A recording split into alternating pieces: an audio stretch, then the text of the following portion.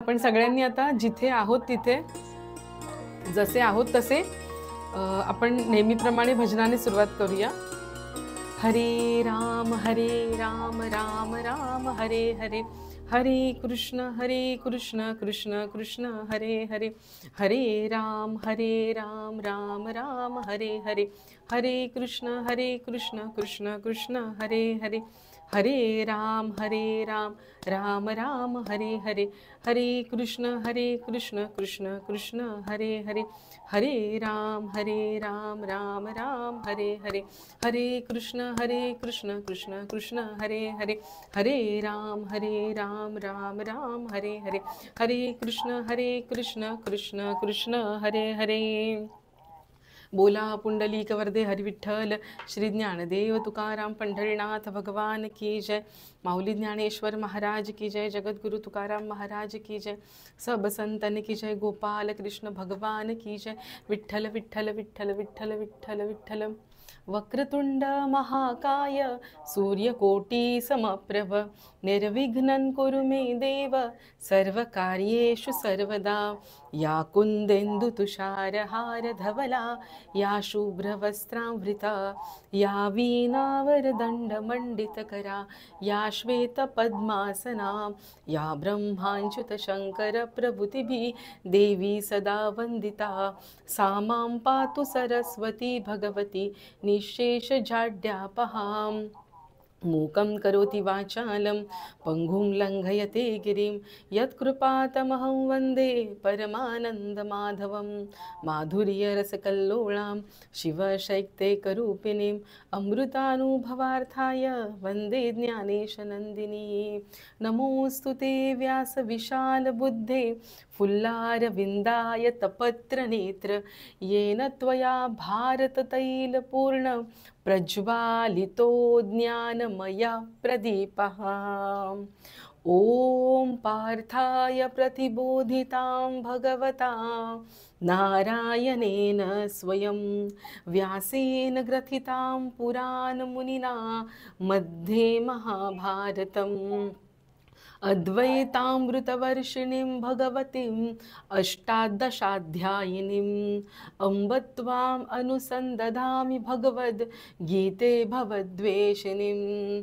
नमितो योगी थोरविरागी तत्त्वज्ञानी संत, तो सत्कविवर परात्पर गुरुज्ञानदेव भगवंत. बोला पुंडलिक वरदे हरी विठ्ठल, श्री ज्ञानदेव तुकाराम पंढरीनाथ भगवान की जय. माऊली ज्ञानेश्वर महाराज की जय. जगद्गुरु तुकाराम महाराज की जय. सब संतन की जय. गोपाल कृष्ण भगवान की जय. विठ्ठल विठ्ठल विठ्ठल विठ्ठल विठ्ठल विठ्ठल विठ्ठल विठ्ठल विठ्ठल विठ्ठल विठ्ठल. तर आजच्या सेशनची आपण सुरुवात ना एका छानशा गोष्टीने करणार आहोत. कसं असतं, संसारामध्ये नित्य नियमाच्या गोष्टी करत असताना रोज आता चहा पाणी झाला असेल, आता काय भाजीचं अर्ध उरकलं असेल, अर्ध बाकी असेल, काय करायचं, कसं करायचं, अंगारकी संकष्टी आहे, चंद्रोदय कितीचं आहे, भूक लागलेली आहे, एवढा उशीरचा चंद्रोदय आहे, एवढा वेळ थांबायचा, अनेक विचारांचं कोलाहल माजलेलं असतं. अशा वेळेत आपण एवढे स्वार्थी झालेलो असतो ना की आपल्याला आपण सोडून जग दिसत नसतं. तसं समर्थ म्हणतातच, पाहावे आपणासी आपण या नामे ज्ञान. पण हे पाहणं म्हणजे असं स्वार्थी वागणं म्हणजे स्वतःला पाहणं असं नाही आहे बरं का. तर या सगळ्या स्वार्थी विचारातून बाहेर पडून आपण परमार्थिक विचारांना जेव्हा सुरुवात करतो ना, त्यावेळेस ना एखाद्या गेटवरती एखादं सुंदरसं संताचं चित्र असावं किंवा भगवंताची मूर्ती असावी, ज्याला बघून एखाद्या बिल्डिंगच्या द्वारावरती जसं गणेशाची मूर्ती असते, सरस्वतीची मूर्ती कॉलेजच्या द्वारावरती असते, तसं सेशनची सुरुवात ना आपण संतांच्या प्रसंगातून करूया. तर आजच्या सेशनची सुरुवात ना संत एकनाथ महाराजांच्या आयुष्यातील प्रसंगातून करणार आहोत. अतिशय शांतपणे त्या प्रसंगाची मार्मिकता, भावनिकता आणि भक्तिमय वातावरण ना स्वतः हृदयाने अनुभवा. एक दिवस काय झालं, संत एकनाथ महाराजांच्या घरी चोर आले. रात्रीची वेळ होती आणि चोर आले. चांगले 3-4 दंडाकट असे चोर होते. त्यांनी काय केलं, सगळे निवांत झोपलेले असताना घरातली सगळी जी संपत्ती होती, ज्या काही मौल्यवान वस्तू होत्या त्या जमा केल्या, छानपैकी एका गाठोड्यामध्ये बांधल्या आणि ते गाठोडं घराच्या वाड्याच्या वेशीबाहेर आणून ठेवलं. आणि आता काही राहिलंय का? म्हणजे वस्तू गोळा करत असताना घाईघाईमध्ये गोळा केल्या, जेणेकरून कोणी आपल्याला बघणार तर नाही ना, कोणी उठणार तर नाही ना, सगळे निजलेत ना, तोपर्यंत आपलं काम संपवावं या हेतूने पटापट पटापट त्यांनी वस्तू जमा केल्या, वाड्याच्या वेशीबाहेर आणून ठेवल्या.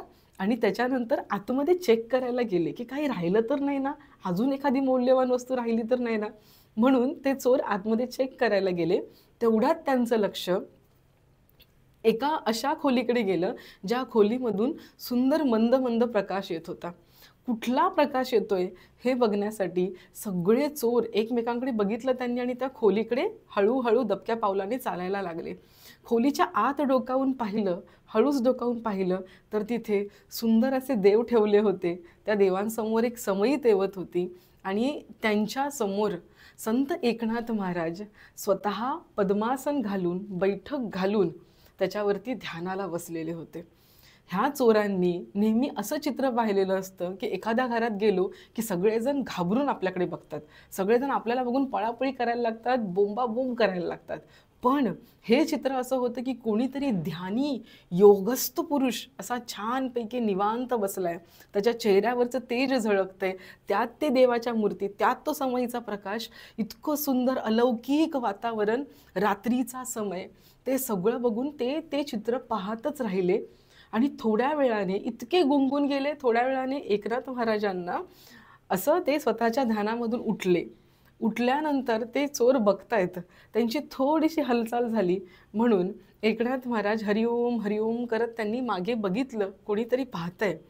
तर ते चोर असे मोठे, असे धष्ट पुष्ट काळे, आता जे जसं काही वर्णन असेल ते तुमच्या मनातलं तुम्ही वर्णन करा, इमॅजिन करा. त्या चोरांना बघून एकनाथ महाराजांनी विचारलं, आपण कोण? इतक्या शांतपणे त्यांनी विचारलं की ते इतक्या मंगलमय वातावरणानंतर चोर खोटं काय बोलणार, कुठला माणूस खोटं काय बोलू शकतो? ते चोर बिनधास्तपणे बोलले की आम्ही चोर आहोत. एकनाथ महाराज घाबरले नाही, त्यांच्या चेहऱ्यावरची मुद्रा बदलली नाही. त्यांनी विचारलं, बरं सगळं घेतलं का? चोर म्हटले, हो सगळं घेतलं. तर नाथ महाराजांचं स्वतःच्या हाताकडे लक्ष गेलं, एक अंगठी होती. ते बोलले, बरं ही अंगठी राहिली हो. म्हणून त्यांनी ती अंगठी काढली आणि चोरांकडे त्यांनी हात केला की ही अंगठी राहिली, ही अंगठी पण घ्या. ते बघून चोर एकमेकांकडे बघायला लागले की असं आयुष्यात पहिल्यांदा काहीतरी होतंय. आता मला हे वेगळं सांगायची गरज नाही की त्या प्रसंगानंतर चोर चोर राहिलेच नाहीत. ते संत एकनाथ महाराजांचे शिष्य झाले आणि त्यांच्या आयुष्याचं कायापालट झालं. त्या क्षणी आपल्या आयुष्याचं कायापालट म्हणजे काय? जशी काया बदलते ना, तसं आयुष्य पूर्ण बदलून जातं. आपणासारिखे करीती तात्काळ ही संतांची विशेष भूमिका आहे. त्यांनी बोलण्याची गरज नाही, त्यांनी जास्त बडबड, जसं आम्ही बडबडते, मी बडबडते, त्यांनी बडबड करण्याची गरज नाही. त्यांच्याकडे बघता क्षणी आपल्या आयुष्यामध्ये बदल घडू शकतो, एवढी शक्ती त्यांच्या तेजामध्ये असते. तर हा नाथ महाराजांचा आजचा प्रसंग लक्षात ठेवा.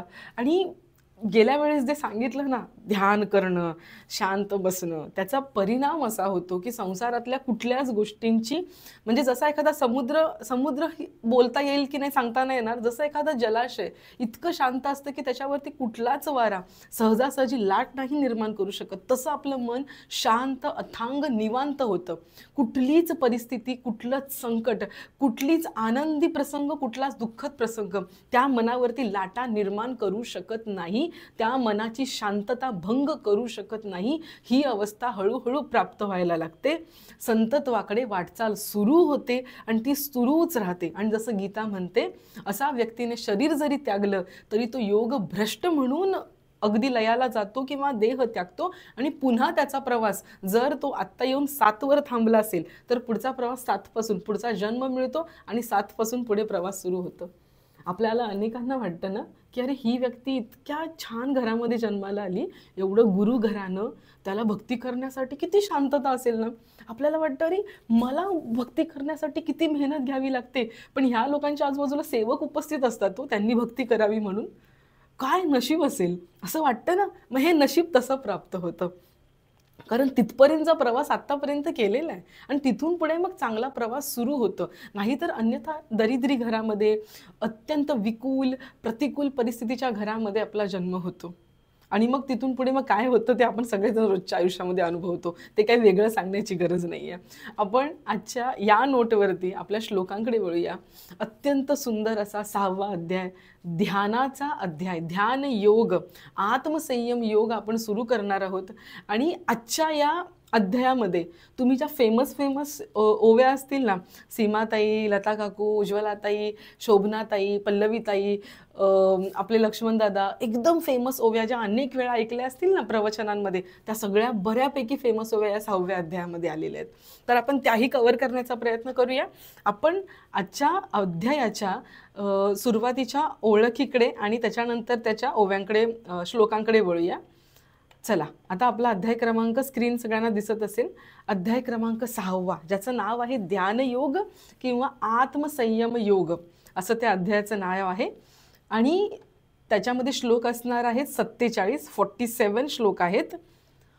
आणि आपण त्याचं विभाजन कसं आहे त्या श्लोकांचं ते बघूया. 1 ते 4 श्लोकामध्ये, 1 क्रमांकाच्या श्लोकापासून 4 क्रमांकाच्या श्लोकापर्यंत निष्काम कर्मयोग आणि योगारूढ व्यक्तीची लक्षणं सांगितलेत. योगारूढ काय असतं ते आपण आज बघायचं आहे. निष्काम कर्मयोग आणि योगारूढ व्यक्तीची लक्षणं जी आपण आज कंप्लीट करणार आहोत. 5 ते 10 मध्ये आत्मोद्धारासाठी प्रेरणा दिले भगवंताने आणि भगवत प्राप्ती करून घेतलेल्या पुरुषाची म्हणण्यापेक्षा मी इथे व्यक्तीची लक्षणं लिहिलेत. व्यक्ती, पुरुष किंवा स्त्री नसतं, व्यक्तीची लक्षणं आहेत ती. त्याच्यानंतर 11 ते 32 पर्यंत ध्यानयोग काय आहे एक्झॅक्टली हे सांगितलेलं आहे. श्लोक क्रमांक 33 ते 36 पर्यंत मनोनिग्रह सांगितलाय.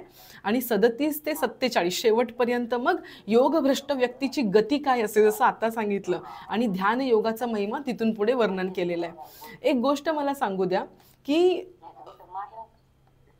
प्लीज म्यूटवर जा, कोणी अनम्यूट झालं असेल तर.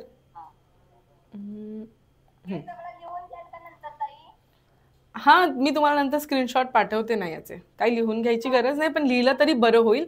लिहिलं हाताखालून गेलं की बरं होईल. तर मी तुम्हाला एक गोष्ट सांगते की जिथे आम्ही आधी राहायचो, मुलुंडला राहायचो, तिथे आमच्या शेजारी एक काका होते. तर ते अंबिका योग कुटीर बरोबर रिलेटेड होते. ते म्हणजे तिथले शिक्षक होते, प्रशिक्षकच होते. ते अत्यंत उत्तम अशी योगासनं करतात. ते सध्या त्यांचं वय 73 आहे, 73 वर्ष त्यांचं वय आहे. पण इतकी सुंदर योगासनं करतात. मला ज्या काही शुद्धिक्रिया असतील, मला जो काही थोडाफार योगा येतो ना, म्हणजे योगासनं येतात ना, ती मला सगळी काकांनी समोर बसवून शिकवलेली आहेत. आणि इतका सुंदर आमचा संवाद व्हायचा. तर काका ज्या ज्या गोष्टी सांगायचे, शुद्धीकरण क्रिया काय असते, मग खालून बंध कसा लावतात, शरीर पद्मासन घातल्यावरती, अर्ध पद्मासन घातल्यावरती आपल्या गुदद्वारापासून बंध कसा लावतात, हे काकांनी शिकवलं. आणि मी लिटरली सांगते, त्या सगळ्या गोष्टी मी या अध्यायामध्ये वाचून आणि काकांना दाखवून आम्ही ते डिस्कस केल्या. आणि त्यांना इतका आनंद झाला की त्यांना ज्ञानेश्वरीमधल्या ओव्या मिळाल्या की ज्या ओव्या योगाबद्दल वर्णन करतात, योगाचं वर्णन करतात की मूलबंध कसा बांधायचा. मग संन्यासी लोक कोणता बंध बांधतात, संन्यासी लोक जेव्हा साधनेला बसतात तेव्हा अशी कोणत्या ठिकाणी ते बंध बांधतात जेणेकरून ऊर्जा वरच्या दिशेने प्रवाहित होते. अशा अनेको गोष्टी मला काकांनी शिकवल्या. आणि त्या सगळ्या गोष्टींचं म्हणजे जे प्रॉपर योगा असतो ना, प्रॉपर योगा, त्या हठयोग असेल, सगळे राजयोग, हठयोग, राजयोग तर पूर्ण गीतेमध्येच आहे, जो हठयोग असेल ना त्याचं सुद्धा वर्णन या अध्यायामध्ये केलेलं आहे, ज्याचं मूळतः उल्लेख 11 ते 32 श्लोकापर्यंत येतो. ध्यानयोग करताना आसन कसं घालावं वगैरे.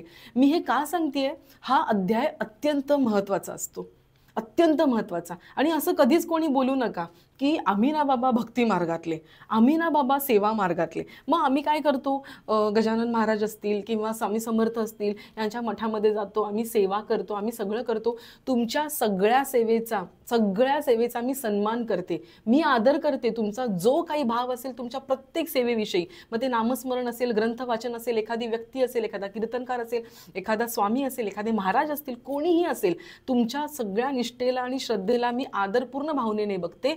पण कर्मयोग भक्तियोग आणि त्याच्यानंतर हा ध्यान मार्ग आणि या सगळ्याच्या बेसिकला असलेलं ज्ञान मार्ग, हे सगळं एकत्र साधायचं असतं. असं कधीच होत नाही की आम्ही भक्ती मार्गातले, असं कधीच होत नाही की आम्ही फक्त कर्म मार्गातले. आपल्या सगळ्यांना हे सगळे मार्ग बघायचे असतात आणि त्याचा अवलंब करत पुढे जायचं असतं. ही गोष्ट लक्षात ठेवा.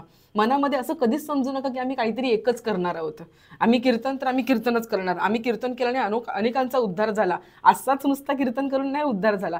त्या कीर्तनामध्ये नामभक्ती, त्या कीर्तनामध्ये ध्यान, त्या कीर्तनामध्ये एवढी भक्ती केली की असं ध्यान लागलं ना, मग त्यांचा उद्धार झाला.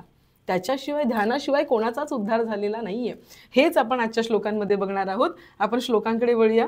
आजचा श्लोक क्रमांक पहिला, अध्याय क्रमांक 6चा श्लोक क्रमांक पहिला. सगळ्यांनी अलर्टनेसने बसा आणि छानपैकी श्लोकांचा उच्चार करा. श्री भगवान उवाच. अनाश्रित, अनाश्रितच्या पुढे जो विसर्ग आहे तो बोलायचा नाही, कारण पुढे अर्धा बोलायचा आहे, कारण पुढे क आहे. अनाश्रित कर्मफलं कार्यं कर्म करोति यः. अनाश्रित कर्मफलं कार्यं कर्म करोति यः. स संन्यासी च योगी च न निरग्निर्चाक्. ससन्यासी च योगी च न निरग्निर्न चाक्रियः. ठीक आहे. आता माझ्या मागून बोला. अत्यंत सोपा आहे आणि जिथे जिथे अनुस्वाराचा उच्चार येतो तो मी तिथे लिहिलेला आहे, त्याच्यामुळे काही अवघड जाणार नाही आहे. माझ्या मागून एक एक चरण बोला. श्री भगवान उवाच. अनाश्रित कर्मफलं कार्यं कर्म करोति यः. बोला.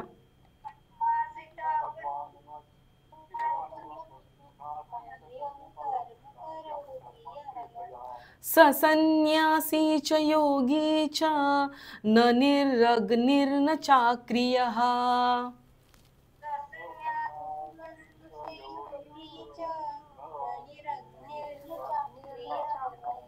Very good, thank you. याचा अर्थ असा आहे की भगवान श्रीकृष्ण म्हणाले, जो पुरुष कर्मफळाचा आश्रय न घेता कर्तव्य कर्म करतो तो संन्यासी व योगी आहे. आणि केवळ अग्नीचा त्याग करणारा संन्यासी आहे असं नाहीये, तसेच केवळ क्रियांचा त्याग करणारा योगी आहे असेही नाहीये. याच्या डिटेलमध्ये आपण येणार आहोत. पुढचा श्लोक घेऊया. एकदम सुंदर रीतीने याचं डिटेलिंग आपण करणार आहोत. श्लोक क्रमांक 2 वरती येऊया आपण. श्लोक क्रमांक 2. संन्यासी यम संन्यास, एक मिनिट.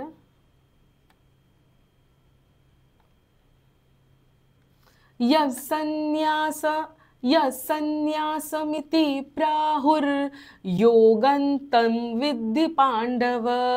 तच्या वरचा जो अनुस्वार आहे त्याचा उच्चार व करायचा आहे.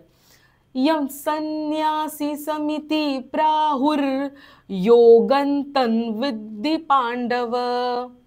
न य संन्यास्तक संकल्पो न य संन्यस्त संकल्पो योगी भवति कश्चन. ठीक आहे. माझ्या मागून बोला. यम संन्यासमिति प्राहुर योगंतं विद्धि पांडव. बोला.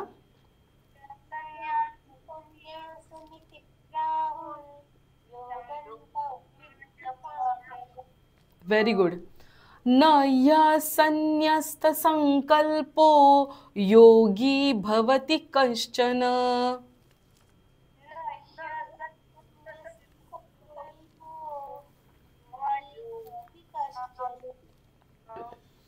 Very good. याचा अर्थ असा आहे की हे पांडवा, म्हणजे अर्थात पंडुपुत्रा, ज्याला संन्यास असे म्हणतात तोच योग आहे असे तू समज. कारण संकल्पांचा त्याग न करणारा कोणीही पुरुष योगी होत नाही.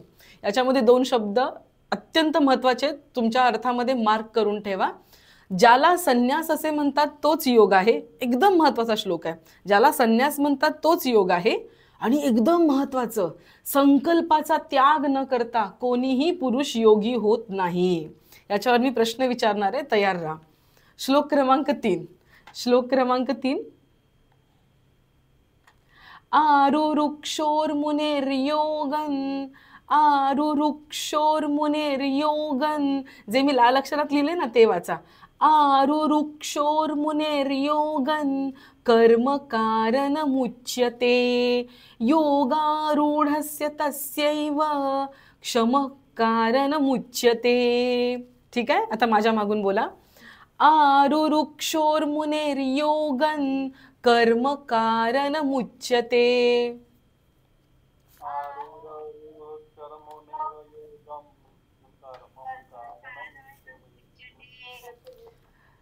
आरुरुक्षोर्मुनिर्योगन कर्म कारणमुच्यते.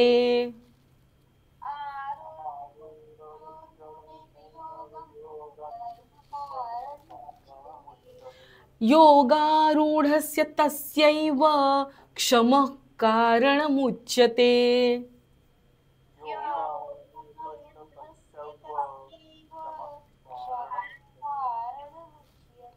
Very good. या श्लोकाचा अर्थ आहे की योगावर आरूढ होण्याची इच्छा करणाऱ्या मननशील पुरुषाला योगाची प्राप्ती होण्यासाठी निष्काम कर्म करणे हाच हेतू सांगितला आहे. आणि योगारूढ झाल्यावर त्या योगारूढ पुरुषाचा जो सर्व संकल्पांचा अभाव आहे तोच त्याच्या कल्याणाला कारण असा सांगितला आहे. अत्यंत महत्त्वाचा श्लोक. वाचताना काय नाही, भगवंत हेच सांगतोय, कर्म करा, फळाची अपेक्षा नका करू, कर्म करा, फळाची अपेक्षा नाही करू. आपण त्याची मेख बघूया. श्लोक क्रमांक 4 वरती या. मला इतकी गंमत वाटायला लागली ना, एक एक असं श्लोक बघत बघत जसं पुढे चाललोय त्याच्यावरती मनन चिंतन करतो ना. द्वार उघडावं आणि उघडल्यानंतर कळावं की अरे पेठारा एवढा मोठा आहे की वरून एवढंच कुलूप दिसत होतं आणि त्याची चावी तर एवढीशीच होती, पण ती चावी त्याच्यामध्ये टाकल्याशिवाय तो पेठारा खुला होणारच नाहीये. त्याच्यासाठी चिंतनाला कुठून सुरुवात करायची, वाव कुठून आहे ना, ह्याचे शब्द तुम्ही सुद्धा लिहून घेत चला. हे मी ठेवते ना, हे मी त्याच्यासाठीच ठेवते. आपल्याकडून चुका नको व्हायला, आपल्याकडून मुद्दा मिस नको व्हायला, मुद्देसूद रीतीने त्याचं चिंतन झालं पाहिजे. कारण ती चावी असते ना, जर तुम्ही ऑब्झर्व केलं तर चावीवरच्या ज्या हे असतात ना, खाचे असतात ना, खाचे खोचे अत्यंत महत्त्वाचे असतात. सगळ्या चाव्या सारख्या दिसतात पण त्याचे खाचे खोचे कुलपानुसार बदलतात. अगदी त्याप्रमाणे प्रत्येक श्लोकाचे हे पहिले 4 श्लोक ना आपल्याला सांगतात निष्काम कर्मयोग आणि योगारूढ व्यक्ती कशी असते, एक सिद्ध पुरुष कसा असतो हे आपल्याला सांगतात. यदा हीनेन्द्रियार्थेषु न कर्मस्वनुषज्यते. कर्मस्वनु श बोलतो ना, हा षटकोनातला श जीभ वर न्यायची. हा, यदा हीनेन्द्रियार्थेषु न कर्मस्वनुषज्यते सर्वसंकल्प संन्यासी योगारूढस्तदोच्यते. नीट वाचलं तर लक्षात येईल, माझ्या मागून बोला. यदा हीनेन्द्रियार्थेषु न कर्मस्वनुषज्यते यदा हीनेन्द्रियार्थेषु न कर्मस्वनुषज्यते. बोला.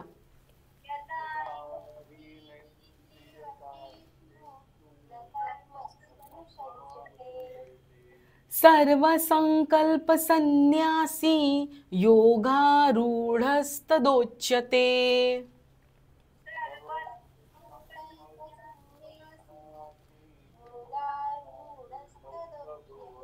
Very good. याचा अर्थ असा आहे की ज्यावेळी इंद्रियांच्या भोगात आणि कर्मातही पुरुष आसक्त होत नाही त्यावेळी सर्व संकल्पांचा त्याग करणाऱ्या पुरुषाला योगारूढ असे म्हटले जाते.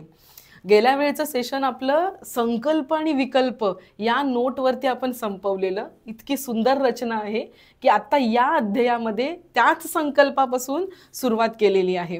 नीट ऐका आता. याच्यामध्ये संन्यासी आणि योगी या 2 शब्दांनी भगवंतांनी पहिल्या 4 श्लोकांमध्ये भर दिलाय. संन्यासी आणि योगी. आता नीट ऐका. 3ऱ्या अध्यायाचं नाव आहे कर्मयोग. 3ऱ्या अध्यायाचं नाव आहे कर्मयोग. 4थ्या अध्यायाचं नाव आहे ज्ञान कर्म संन्यास योग. 5व्या अध्यायाचं नाव आहे कर्म संन्यास योग. ऐका बरं का. पहिला आहे कर्मयोग, नंतर आहे कर्मसन्यास आणि ज्ञान कर्म संन्यास. म्हणजे एकीकडे येते योग, दुसरीकडे येते संन्यास. ऐका. संन्यास म्हणजे काय असतं? आपण संन्यास हा शब्द बोलल्यावरती काहीतरी त्याग करणं, काहीतरी सोडून देणं. संन्यास म्हणजे वैराग्य, काहीतरी सोडणं, कशाचा तरी त्याग करणं म्हणजे संन्यास हा शब्द होतो. पण जेव्हा आपण योग हा शब्द बोलतो तेव्हा योग म्हणजे काय असतं? जुडणं, काहीतरी मिळवणं. कुठेतरी योग झाला म्हणजे काय झालं? कुठल्या तरी दोन वस्तू जुडल्या गेल्या, योग झाला, त्यांचा संयोग झाला, म्हणजे जोडल्या गेल्या. कुठेतरी जुडणं, काहीतरी आणणं, काहीतरी ऍड करणं, याला योग म्हणतात. भगवंत म्हणतोय हा जुडणं, ऍड करणं, मिळवणं. योग म्हणजे मिळवणं आणि संन्यास म्हणजे सोडून देणं. या दोन्ही गोष्टी सारख्याच आहेत असं भगवंत म्हणतोय. येतोय का लक्षात कॉन्ट्रोवर्सी काय आहे?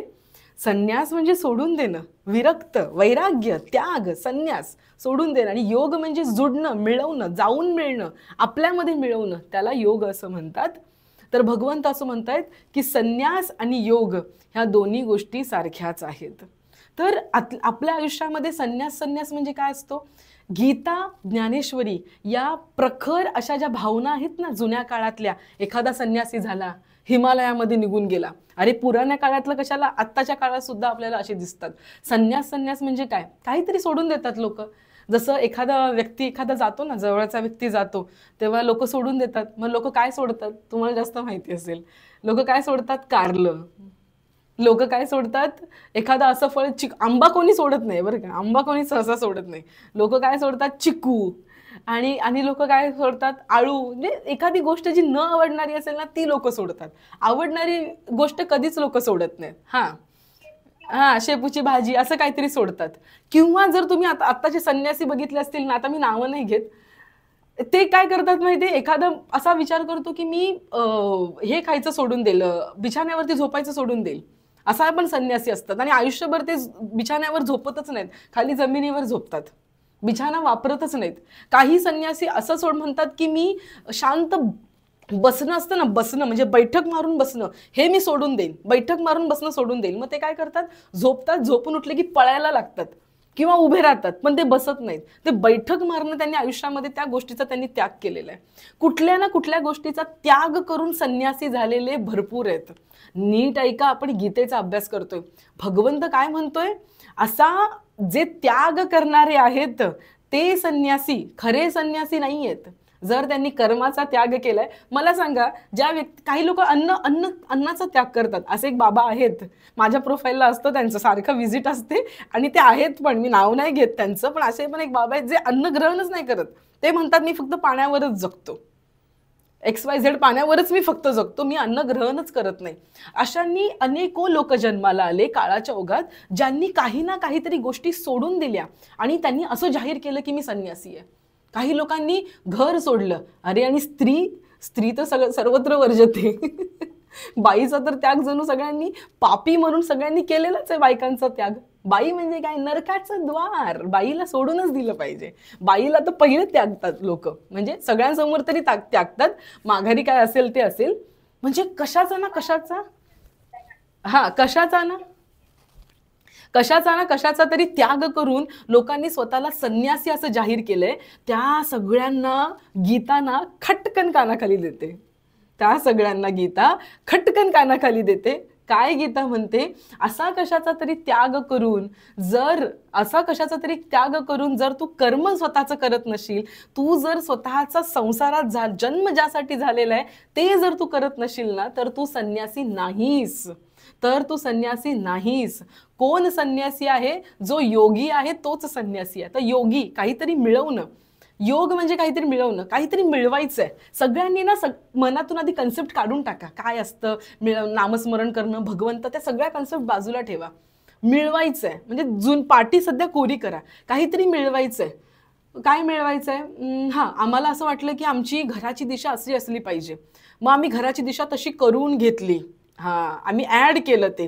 मग आता आम्ही योगी झालो ना, आम्ही ते ऍड केलं आमच्या ह्याच्यामध्ये. अरे, आमच्यासारखे आध्यात्मिक आम्हीच आहोत. आम्ही वास्तू पण आमच्या या शास्त्रानुसार करून घेतलेली आहे. एखाद्याला झोप लागत नव्हती म्हणून त्या व्यक्तीने काय केलं? नवीन गादी विकत घेतली, एक गादी त्याने ऍड केली, म्हणजे तो योगी झाला का? अरे, असे पण अनेको बाबाजी आहेत, तुम्हाला माहिती आहे, त्यांचं मी नाव नाही घेत आता. असे पण अनेको बाबाजी आहेत जे लोक, लक्ष्मण दादा, लोकांना सांगतात की तुम्ही पुदिन्याची चटणी खाणं बंद करा, पुदिन्याची चटणी वर्ज करा, तुमचं कल्याण होईल. असे पण सांगणारे बाबाजी आहेत. असे पण ते सांगतात नंतर एखाद्याला की तू फक्त बटाटाच खा, तुझं भलं होईल, असं पण ते सांगतात. बघा बरं का गीता काय सांगतेय. असं एखादा जो सोडतो आणि दुसरी कुठली तरी गोष्ट पकडतो, म्हणजे तो सोडणारा संन्यासी आहे आणि काहीतरी पकडणारा योगी आहे, अशातला भाग नाहीये. असे अनेको लोक तुम्हाला मिळतील की संन्यास योग, आम्ही घरदार सोडलं, मग ते योगारूढ झाले का? नाही नाही, ते योगारूढ नाही झालेत. मग संन्यास म्हणजे काय आहे, योग म्हणजे काय आहे? जसं आपण ज्ञानकर्म संन्यास योग मध्ये बघितलं, कोण करते योग, कोण करते संन्यास, कोण करते योग, कोण करते? दुसऱ्यांबद्दल सोडून द्या, स्वतःबद्दल विचार करा. मी स्वतः मनात विचार केला, चातुर्मास येतोय, मी उदाहरण देते, चातुर्मास येतोय, मी कांदा लसूण सोडून देईल. संन्यास, कांदा लसूण मी सोडून दिला, वैराग्य झालो, संन्यासी झालो आपण झालो का संन्यासी कांदा लसूण सोडला म्हणून? एखादी गोष्ट टाकली म्हणजे आपण टाकतोय ना, कोण टाकतोय? आपण टाकतोय. पण ते का टाकतोय, का टाकतोय, काय टाकतोय, का टाकतोय, म्हणजे कशासाठी टाकतोय, म्हणजे काय? त्या गोष्टीचं ज्ञान. संन्यास आणि योग ह्या दोन गोष्टी तेव्हाच सार्थक आहे जेव्हा त्याच्या मुळाशी ज्ञान आहे. ज्ञान पाहिजे ना, कशासाठी त्याग करताय तुम्ही? उदाहरणच द्यायचं झालं तर एखाद्या व्यक्तीचं डोकं दुखत होतं, तर त्याने त्याच्यावरती उपाय करायचा सोडून त्याला वाटलं ही टोपी घातली म्हणून माझं डोकं दुखतंय, म्हणून त्याने टोपी काढली आणि फेकून दिली. त्याचं डोकं दुखतंय ना, म्हणून त्याने टोपीचा त्याग केला. बघा बरं का, एखाद्या व्यक्तीला वाटलं मला किडनी स्टोन झालाय, एखाद्या व्यक्तीला वाटलं माझ्या पोटात दुखतंय, मला किडनी स्टोन झालाय, त्याच्यावरचा उपाय माहित नाही म्हणून त्याने किडनीच काढून टाकली. स्टोन काढायचं जागून त्याने किडनीच काढून टाकली. आपल्या आयुष्यामध्ये कसला संन्यास करायचंय आणि कसला योग करायचंय हे ठरवणारे आपण आहोत. पण त्याच्या मुळाशी ज्ञान पाहिजे. कसलं ज्ञान पाहिजे?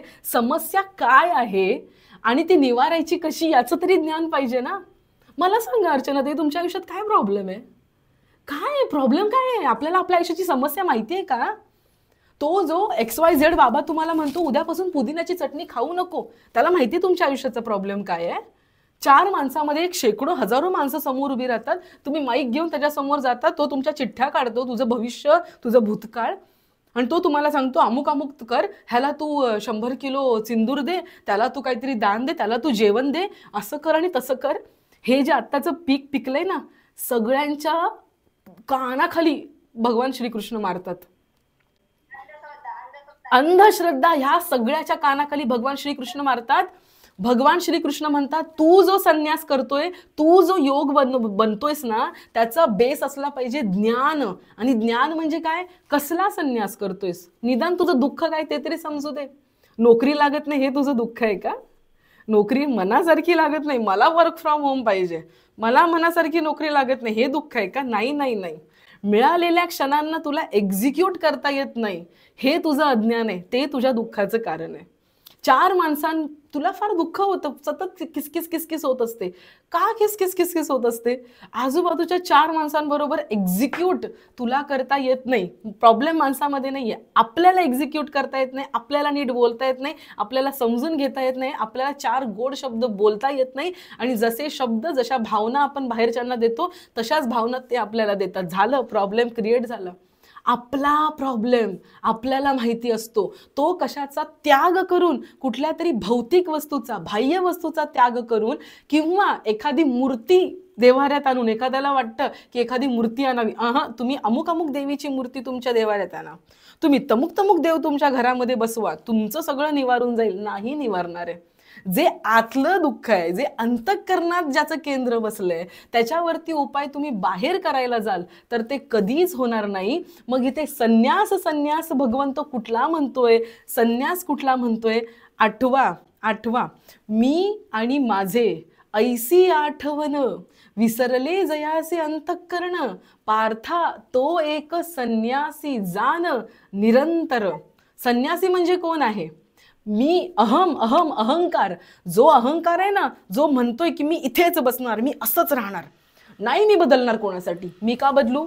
तुमच्या सासरकडचे पाहुणे सारखे सारखे येतात, मी का बदलायचं? त्यांच्यासाठी उठून मी रोज रांधावाडा नुष्टी काढा करत राहायचं? मी नाही बदलणार. जो आतला अहंकार आहे ना, जो बदलू इच्छित नाहीये, जो अहंकार जो बदलू इच्छित नाहीये ना, हा अहंकार त्याचा त्याग करणं म्हणजे संन्यास आहे.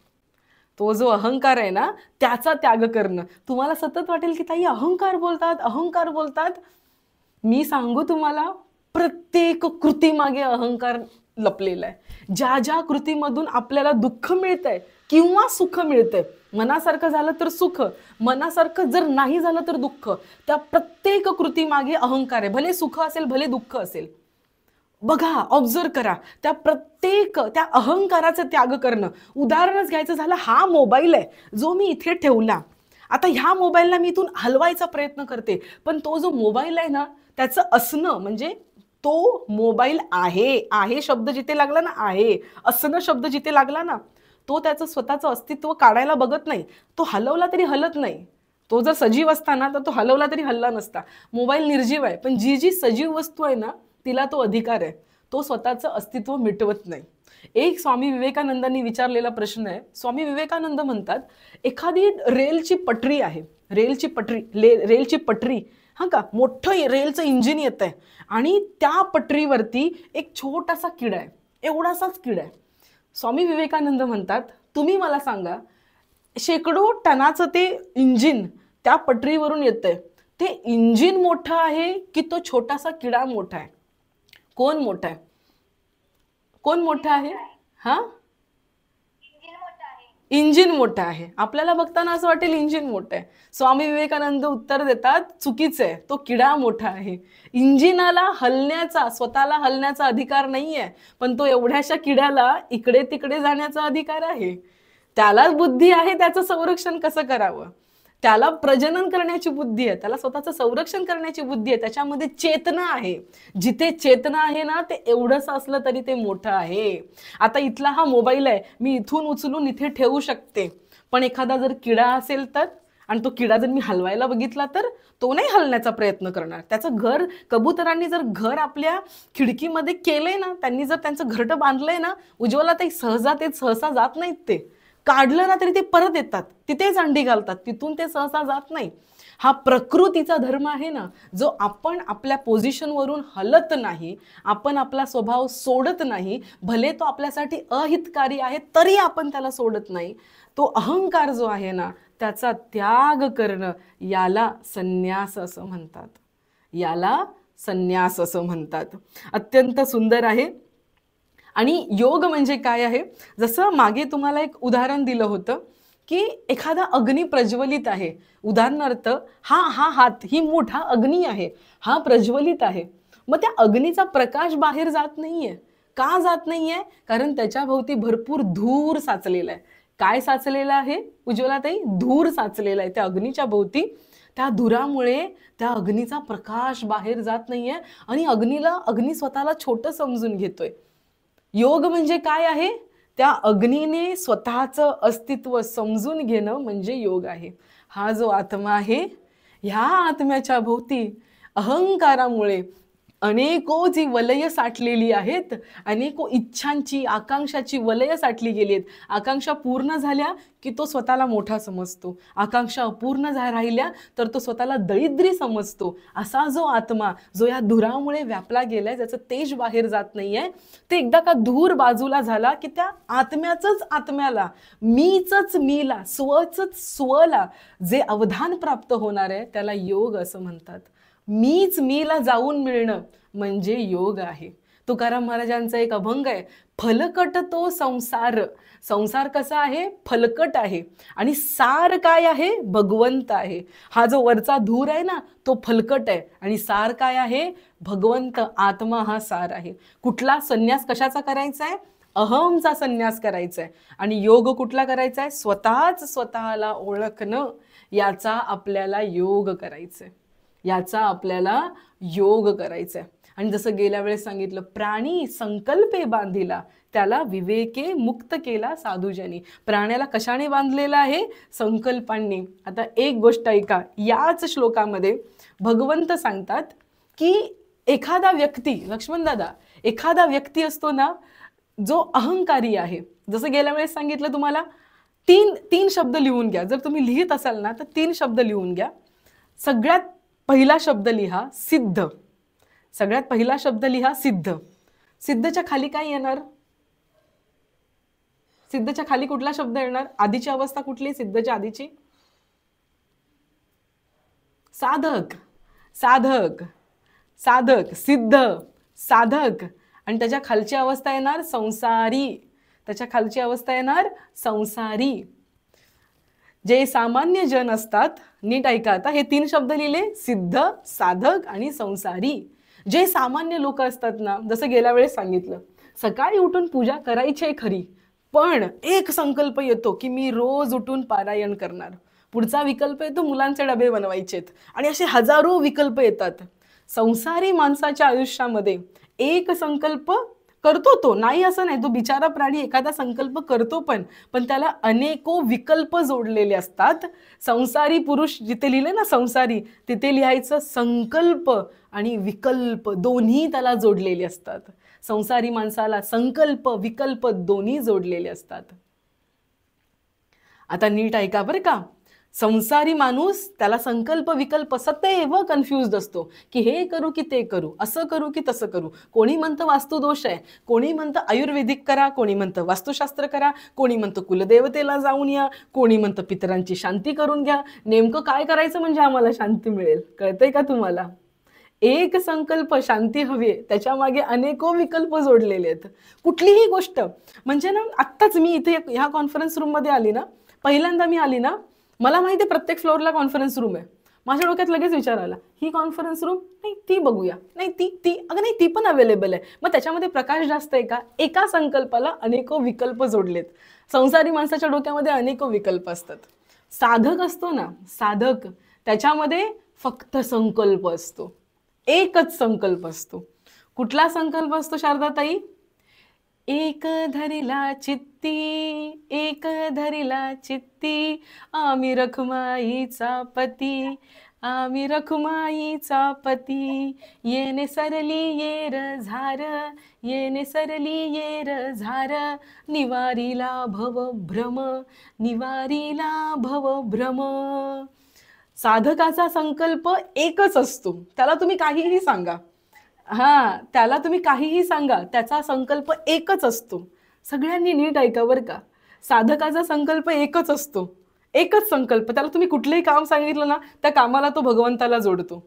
कुठलंही काम सांगा, त्याला तो भगवंताला जोडणार. त्याला तुम्ही बोललात ना, अरे आपल्याला पिकनिकला जायचंय, त्याला पहिला प्रश्न पडतो, माझं पारायण चालू आहे, मी कसं पिकनिकला जाऊ, मग हा ग्रंथ घेऊन जाऊ का तिकडे, मग तिकडे गेल्यावरती मी सुचिरभूतता कशी करू. म्हणजे ते सगळे, म्हणजे तुम्ही त्याला काहीही सांगितलं, त्याचा विकल्प सुद्धा त्या एकाच संकल्पाच्या दृष्टीने जातो. त्याच्या डोक्यामध्ये दुसरा विकल्प नसतो, एकच संकल्प म्हणजे भगवंत. एकाच संकल्पाच्या दिशेने तो वाहत असतो, वाहत असतो. नीट ऐका बरं का, हा जो संकल्प असतो ना लक्ष्मण दादा, एकाच दिशेने वाहणं, एकाच गोष्टीकडे वाहणं, याला प्रेम म्हणतात, याला प्रेम म्हणतात. शारदाताई याला प्रेम म्हणतात, अर्चनाताई याला प्रेम असं म्हणतात. कशाला? शोभनाताई याला प्रेम म्हणतात. आपण संसारिक प्रेम असतं ना, ते प्रेम नसतं. नवऱ्याचं बायकोचं, बायकोचं नवऱ्यावरती, आईचं मुलावरती, मुलाचं आईवरती, हे प्रेम नाहीये, हे प्रेम आहे. कुठलं प्रेम? जो साधक आपल्या साधनेसाठी भगवंताच्या प्राप्तीसाठी प्रत्येक कर्म जो करत असतो ना, त्याला संकल्प म्हणतात, त्याला दृढ निश्चय म्हणतात, आणि त्याला प्रेम म्हणतात. आपल्या प्रेमामध्ये आणि त्या प्रेमामध्ये काय फरक आहे मी तुम्हाला सांगते. हे माहितीये तुम्हाला? एखादा उपग्रह सोडतात ना, कशावरून सोडतात उपग्रह अर्चनाताई? कशावर बसवतात उपग्रह? रॉकेटवरती बसून, रॉकेटवर उपग्रह बसवतात आणि तो उपग्रह अंतराळामध्ये सोडतात. किती एनर्जी लागते त्याला, त्या पृथ्वीचं गुरुत्वाकर्षण. लक्ष्मण दादा, लता काकू, पृथ्वीचं गुरुत्वाकर्षण, ते मनीष दादा, या पृथ्वीचं गुरुत्वाकर्षण क्रॉस करून, स्मिताताई, या पृथ्वीचं गुरुत्वाकर्षण क्रॉस करून तो रॉकेट वर जातो त्या उपग्रहाला घेऊन. किती ताकद लागते त्याला या गुरुत्वाकर्षणाला सोडण्यासाठी. तितकीच ताकद लागते एखाद्या साधकाला या प्रकृतीचं आकर्षण सोडून एकच अटेन्शन भगवंताप्रती धरण्यासाठी. त्याला या सगळ्या गोष्टींचं हे आकर्षणच आहे ना संसाराचं, हे सगळं सोडून तो सगळं आकर्षण विरुद्ध दिशेला लावतो, भगवंताच्या दिशेला लावतो. याला खरं प्रेम म्हणतात, याला खरं प्रेम म्हणतात. आणि आपलं कुठलं प्रेम असतं? आपलं कुठलं प्रेम असतं? कावळा, कावळा माहिती आहे ना, कावळा तो वरतून शी करतो. तो वरतून लक्ष्मण दादा शी करतो, असा शीट टाकतो. मग तो शीट खाली यायला काही एनर्जी लागते? काही एनर्जी लागते? त्याला काही असं लागतं, त्याला काही इंधन द्यायचंय, त्याच्यामागे मॅथमॅटिक्स करायचंय, काही लागतं का त्याला? नाही ना. ते सहज येऊन ते जमिनीवरती कुठे ना कुठेतरी पडतं. आपलं संसाराच्या प्रती असणारं प्रेम त्या शीट सारखं आहे, जे सहज कुठेही जडतं. त्याला ताकद लावावी लागत नाही, त्याला संकल्प लावावा लागत नाही, आणि बऱ्याच वेळा त्याला विकल्प अनेक असतात, पण तो स्वतःच्या प्रकृतीनुसार कुठला तरी एखादा निवडतो. पण साधकाचा जो संकल्प असतो त्याच्यासाठी मात्र रॉकेट सारखी एनर्जी लागते. सगळ्या आकर्षणाला सोडून, सगळ्या आकर्षणात जेवढी ताकद आहे ना तेवढीच ताकद विरुद्ध दिशेला लावून त्या पृथ्वीच्या गुरुत्वाकर्षणाच्या बाह्य कक्षेला जो जातो, आकर्षण सोडून बाहेर जो फेकला जातो ना, त्याला खरं प्रेम म्हणतात. हे भगवंताचं प्रेम आहे, जे भक्त प्रल्हादाने आपल्या भगवान विष्णूवरती केलं, ज्याच्यासाठी नरसिंह अवतार झाला, एवढा जाज्वलित अवतार झाला. मला तो मूवी एवढा आवडला, खरं सांगते, मी रिकमेंड करेन, जा आणि तो पिक्चर बघा. इतका सुंदर त्यांनी बनवलाय, इतका जाज्वल्य म्हणतात ना, जाज्वल्य. लोकांना वाटतं की भक्ती वगैरे म्हणजे अशी हिरमुसलेली, एकदम अशी गोड गोड बोलणारी, आई गो ओले ओले बाळा, सोनू सोनू बाळा, जेवलास का रे बाळा, अशी नाहीये भक्ती. भक्ती जेव्हा पेटते ना, तेव्हा या संसारातल्या सगळ्या घाण गोष्टींना धुवून, त्यांचं आकर्षण जाळून काढून त्याच्या विरुद्ध दिशेला ती भक्ती तितक्याच मोठ्या वेगाने पुढे जाते. त्याला भक्ती आणि ते प्रेम. बघा ना, एका आपल्याला ना, मी खरं सांगते, जेव्हा दुःखी असाल ना तेव्हा बघा, काहीतरी जी तहान लागले ना, तहान, 2 मिनिटं, खरं सांगते, 2 मिनिटं डोळे मिटा शोभनाताई, आणि शांतपणे बघा. आपल्या अंतःकरणात एक डोह आहे, ज्याला आत्मा असं म्हणतात, तोच परमात्मा आहे. त्या डोहामध्ये आपली सगळी तहान विझली जाते. आपल्या शरीराचा जो या संसारात दाह झालेला आहे, तो सगळा दाह तिथे शमला जातो. बघा, या संसारामध्ये कुठलीच अशी जागा नाही. अहो, आपला देवारा पण नाही. देवारा फक्त निमित्त आहे, देऊळ फक्त निमित्त आहे, कथा कीर्तन फक्त निमित्त आहे. खरा माहोल इथे निर्माण होतो. कीर्तनातही जाऊन बसला, जर अंतःकरण नसेल ना त्या कीर्तनामध्ये, तर खरा माहोल निर्माण होत नाही लक्ष्मण दादा. खरा माहोल इथे निर्माण होतो. डोळे बंद केल्यानंतर भगवंत इथे आठवला पाहिजे. आधी भगवंत आठवला पाहिजे, नंतर ते देवाचं द्वारही सोडून, जसं हरिपाठामध्ये सांगितलंय, शेवटी तू तिथे जाऊन पोचणारच. देवाची द्वारी उभा क्षणभर उभा राहा, नंतर पुढे जा आतमध्ये. आतमध्ये गेल्यावरती तुला कळेल, तूच अहम ब्रह्मास्मी. आणि तिथे गेल्यावरती तुला तुझी व्यापकता कळेल. तुला असं अजिबात वाटणार नाही की आपण दरिद्री आहोत. आपण ह्या शरीरामध्ये, या हाडा मासाचं अक्षरशः घाणीने भरलेलं, मल मूत्र घाम शेंबूड या घाणेरड्या गोष्टींनी भरलेला हा देह आहे ना, ह्याच्या पलीकडचा दिव्य आत्मा तू आहेस. तुझं दिव्यत्व तुला जाणवेल. हा योग आहे. याला योग असं म्हणतात, याला प्रेम असं म्हणतात. आता मला सगळ्यांनी एका गोष्टीचं उत्तर द्या, आधी संन्यास येणार की आधी योग येणार? थोडा विचार करा. एक पायरी आधी आहे आणि नंतर दुसरी पायरी आहे. आधी काय यायला पाहिजे? आधी योग यायला पाहिजे. करा, विचार करा जरा, सगळ्यांनी विचार करा. हा, बरोबर बोलला शारदाताई. आधी फलकट तो संसार. त्यासाठी मी इथे लिहून पण आणलेलं आहे, म्हणजे कुठे अडायला नको. फलकट तो संसार, तुकाराम महाराज म्हणतात. त्या अभंगाच्या प्रत्येक चरणाचा तुम्ही आता जर वाचलात ना, तर अर्थ आपल्याला लागेल. फलकट तो संसार, येथे सार भगवंत, ऐसे जागवितो मना, सरसे जना सहित. जगाला सुद्धा तो सांगत जातो, अवघे निरसुनी काम, घ्यावे नाम विठोबाचे. काय बोलली मी? संकल्प. सगळं सोडून एकच आम्ही करणार. अवघे निरसून सगळे काम, घ्यावे नाम विठोबाचे. तुका म्हणे देवा विन, केला सीन तो मिथ्या. आता नीट ऐका, जे संसारी लोक विकल्प करतात, बघा ना, तुम्ही जर आजूबाजूला बघितलं ना, म्हणजे दुसऱ्यांना मूर्ख म्हणू नका, बघा द्रष्टा बना. मी नेहमी सांगते तुम्हाला, दुसऱ्यांना मूर्ख म्हणू नका की हा असा आहे, ते ना एकदम असे मिथ्या जीव आहेत, त्यांना काहीच पडलेलं नसतं देवादिकाचं, असं त्यांच्याकडे बघू नका. पण बघा ते लोक किती कन्फ्यूज असतात. काय खाऊ, पिझ्झा खाऊ, बर्गर खाऊ, पनीर टिक्का खाऊ, पनीर चिल्ली खाऊ, अवकं खाऊ, तवकं खाऊ, अरे किती सगळ्या विकल्पांनी ते ग्रस्त असतात. आपल्याला काय नाही, आपल्याला ताटात येईल ते खायचंय. आपलं एकच, ताटात येईल ते खायचं. आणि काय घालायचं, अरे मी असं घालू का, अरे कीर्तनकारांचे तर केवढे प्रॉब्लेम असतात.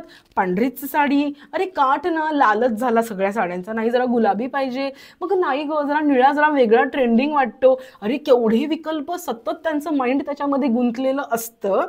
मी तो अनुभव घेतलेला आहे. आणि नंतर ते सगळं सोडून दिलं ना, काही नाही, जे वॉर्डरोबमध्ये आहे ते घालायचं. एवढं काय त्याच्यामध्ये, एवढं काय आहे, सगळं बाजूला. महत्वाचं काय आहे, माझ्या भगवंताची सेवा, हे माझ्यासाठी महत्वाचं आहे. माझा संकल्प एकच, अरे मग माझी मुलं कशी राहतील, माझं जेवण कोण बनवणार, मग घराकडे कोण लक्ष देणार. खरं सांगू, एक प्रेम ठरलं ना भगवंताचं, एक प्रेम ठरलं ना की बाकी सगळं सगळं तो निभावलं जातं.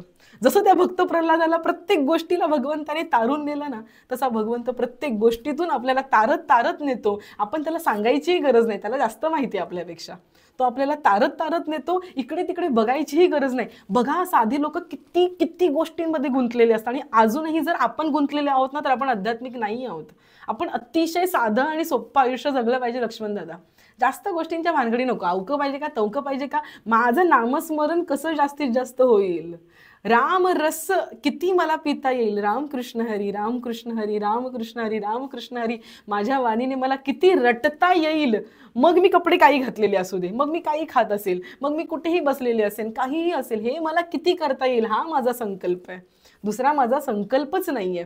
नीट बघा, संसारी माणसाच्या आयुष्यामध्ये अनेको विकल्प, किती दुःख असतं ना. दुःख कुठे निर्माण होतं, विकल्प असतील तिथेच दुःख निर्माण होतं. ज्या वेळेस आपण साधक दशेमध्ये जातो तेव्हा हे सगळं दुःख निघूनच जातं. एकच संकल्प, भगवंत. आणि जो सिद्ध असतो, जो योगारूढ असतो, त्याच्या आयुष्यामध्ये संकल्पही नसतात आणि विकल्पही नसतात. संकल्पही नाही आणि विकल्पही नाही. एक गोष्ट ऐका श्रोते हो, आपल्या गीतेमध्ये हे तीनही लोक आहेत. तीनही लोक आहेत.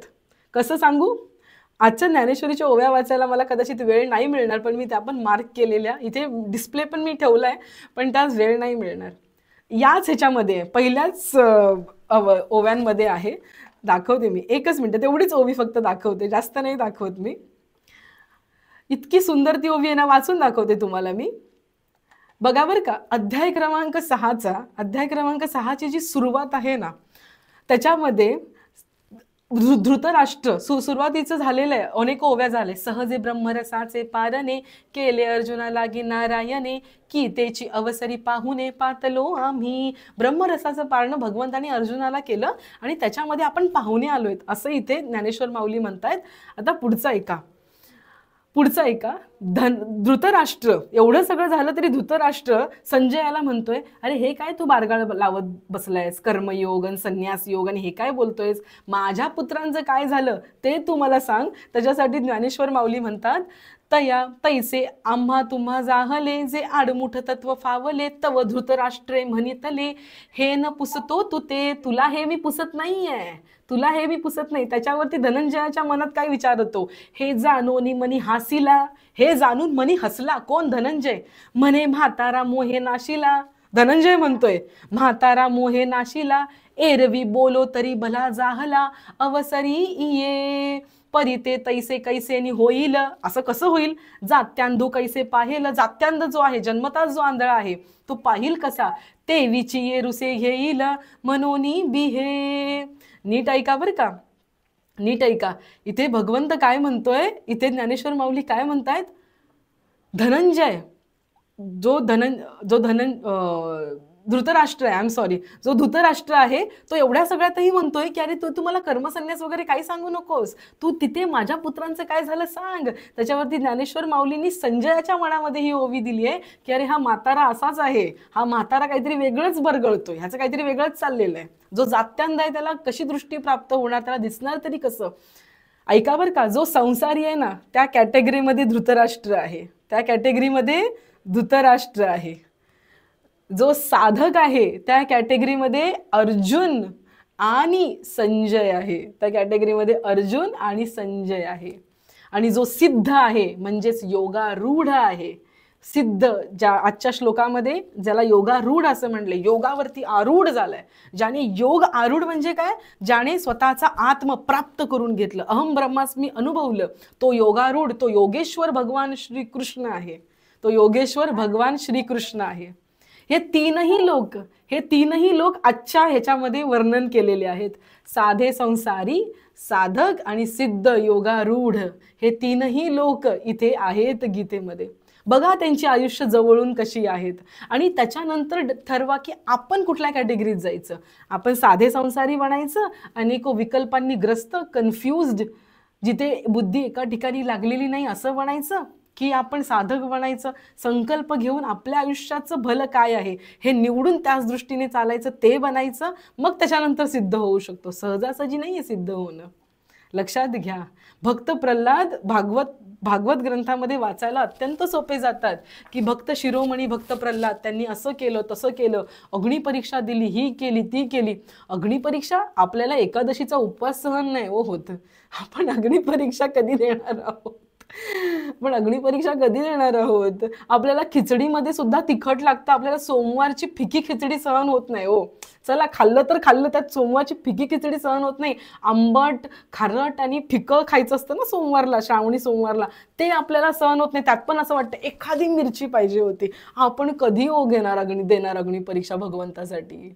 येतंय का तुम्हाला मी काय बोलतीये? हा हा तर आपल्याला साधक बनणं, शारदाताई सॉरी तुम्हाला मी अडवतीये, कारण आपलं सेशन संपतंय, मला गोष्टीकडे वळायचंय, खरंच क्षमा मागते. आणि तुम्ही नंतर तुम्ही मला समजू शकता, जे भगवत भक्त असतात ना त्यांना बोलण्याची उर्मी येते, मी खरंच समजू शकते.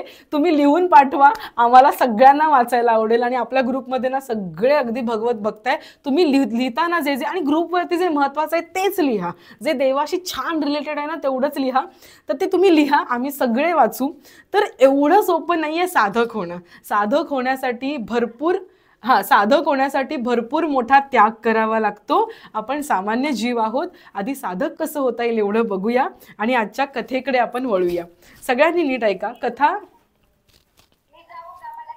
बरं ठीक आहे, जा. धन्यवाद शारदाताई, धन्यवाद.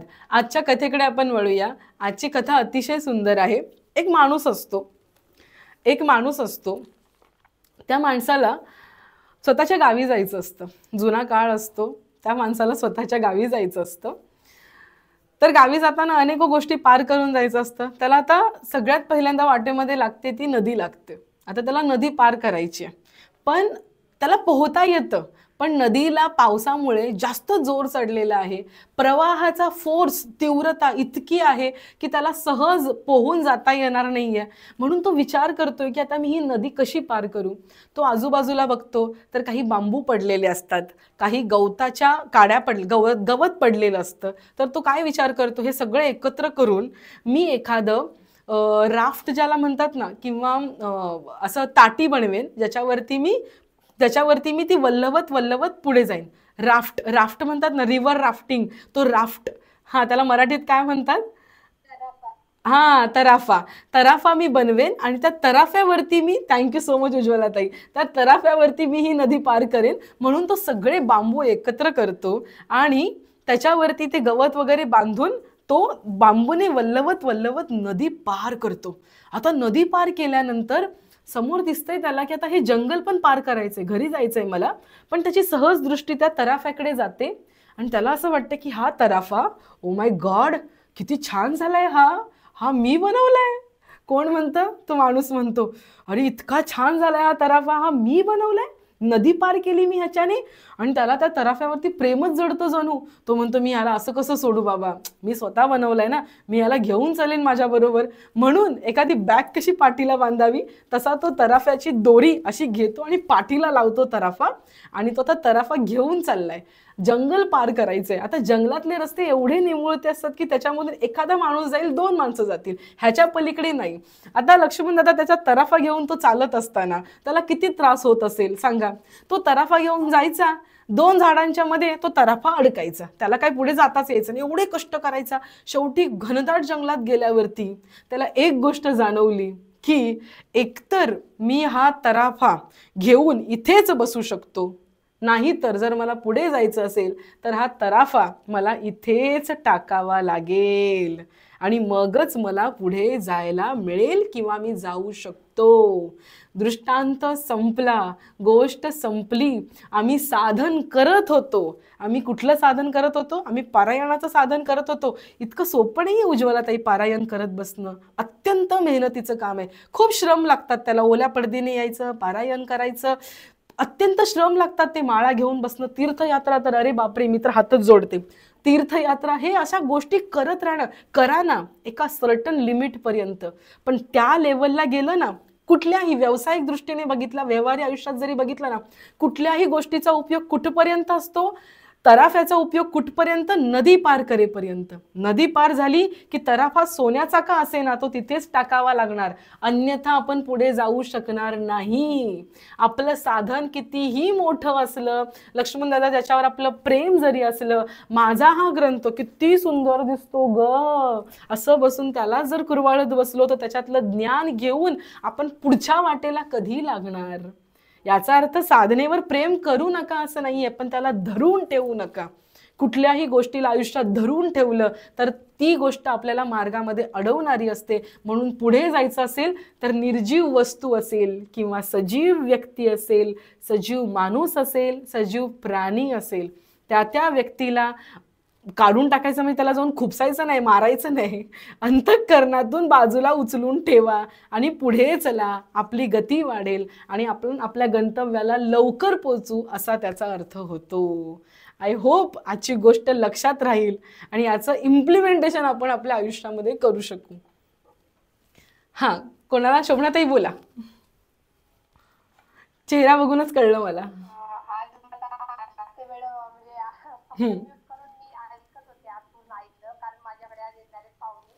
काही हरकत नाही, काही हरकत नाही.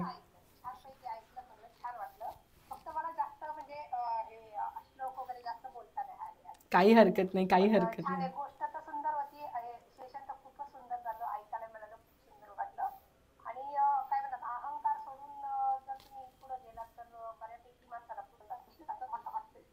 बरोबर, बरोबर, बरोबर, बरोबर, बरोबर, बरोबर, बरोबर, बरोबर. प्रयत्न करावा आणि ना पॉझिटिव्हली करायचा. शक्य नाही रे, आहे शक्य, होणार, करायचंच आपण. भगवंत हेच सांगतोय की तुम्ही संन्यासी व्हा, मगच तुम्ही योगी व्हाल आणि व्हा योगी तुम्ही. असं इथे भगवंत आपल्याला खुलं आव्हान देतोय, सांगतोय की योगी म्हणजे कोण आहे. आणि संन्यास करायचा आहे तर कपड्याचा संन्यास नको, खाण्याचा संन्यास नको, कशाचा संन्यास नाही, विचारांचा संन्यास करायचा आहे आपल्याला, अहंकाराचा संन्यास करायचा आहे, हे इथे भगवंत सांगतोय आपल्याला. थँक्यू, थँक्यू ताई, थँक्यू. ओके, अजून कोणाला काही बोलायचं आहे? हा, बोला ना अर्चना ताई.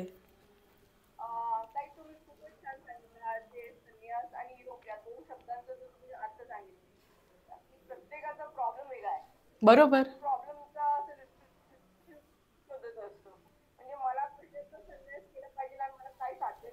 हे आपलं आपण ठरवलं पाहिजे. बरोबर,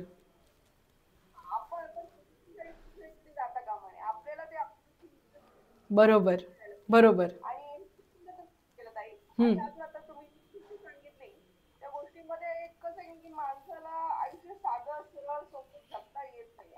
हम्म, हम्म.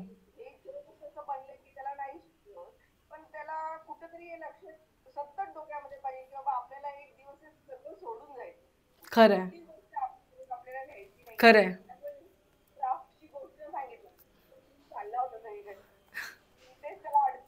बरोबर,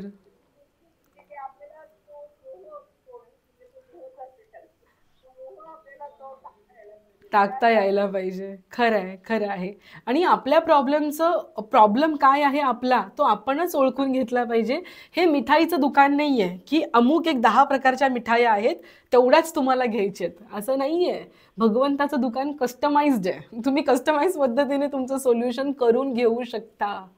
किती टक्के तुम्हाला ज्ञानयोग पाहिजे, किती टक्के भक्तियोग, किती टक्के काय पाहिजे तुमचं तुम्ही करून घ्या. ओळखा स्वतःला, चिंतन करा, मनन करा. नको असलेलं काढून टाका, हवं असलेलं घ्या, तेवढ्यापुरतं घ्या, नंतर सोडा. शेवटी काय असलं पाहिजे, शेवटी आपण नग्न असलं पाहिजे. काहीच नको आपल्यावरती, कुठलाच संकल्प नको, कुठलाच विकल्प नको. हे आपलं ध्येय असलं पाहिजे. देवाचं बघा ना किती छान आहे. हम्म. तुमचं ज्ञान कमी असेल तरी तो तुम्हाला आपलंसं करणार आहे. तुमची भक्ती थोडी कमी असली तरी आपलंसं करणार आहे. तुमचं योग ध्यान कमी असला तरी तो आपलंसं करणार आहे. म्हणजे तो कुठेही तोलत मोलत नाही. तो तोलत मोलत नाही. तो आदिगुरु शंकराचार्यांवरतीही तितकंच प्रेम करतो ज्यांनी संस्कृत श्लोक लिहिले, आणि तो बंकास्वामींवरती तितकंच प्रेम करतो, सावतामाळीवरती तितकंच प्रेम करतो, ज्यांचे बोबडे बोल होते त्यांच्यावरही तो तितकंच प्रेम करतो. प्रत्येकावरती तो तितकंच प्रेम करतो. आणि भक्त प्रल्हाद फक्त त्याचं नाव घ्यायचं, त्याच्यावरही तो तेवढंच प्रेम करतो. तेच खरंय, आहे याचं. खरंय, खरंय. सो भक्तिभाव असा हा जागृत झाला पाहिजे, त्याच्या पतीचं प्रेम जागृत झालं पाहिजे, आणि मगच संकल्प दृढ होत जातो आपला. आता हे सेशन्स कशासाठी आहेत, हेच प्रेम निर्माण होण्यासाठी आणि तो संकल्प सतत दृढ होण्यासाठी, प्रेम बलवान होण्यासाठी हे सेशन्स आहेत. मी असं मला वाटते की कोणाला काही बोलायचं नाही असं मी समजते, आणि झालेली सेवा मी भगवंताच्या चरणी, माऊलींच्या चरणी अर्पण करते. बोला पुंडलिक वरदे हरी विठ्ठल श्री ज्ञानदेव तुकाराम पंढरीनाथ भगवान की जय. माऊली ज्ञानेश्वर महाराज की जय. जगद्गुरु तुकाराम महाराज की जय. सब संतन की जय. गोपाल कृष्ण भगवान की जय. विठ्ठल विठ्ठल विठ्ठल विठ्ठल विठ्ठल विठ्ठल विठ्ठल. हे श्लोक होते ते बोलायचे राहिले. याचं मी प्रमाण तुम्हाला पुढच्या सेशनला सांगेन. आजचं बरंच काही सांगता नाही आलंय, ओव्या पण नाही घेता आल्या, आणि ह्याचे जे प्रमाण श्लोक आहेत ना, प्रमाण अभंग आणि ओव्या, त्याही नाही घेता आल्या. तर आपण पुढच्या वेळेस त्या घेऊ. चला. अकल्पायुष्य भावे तया खुला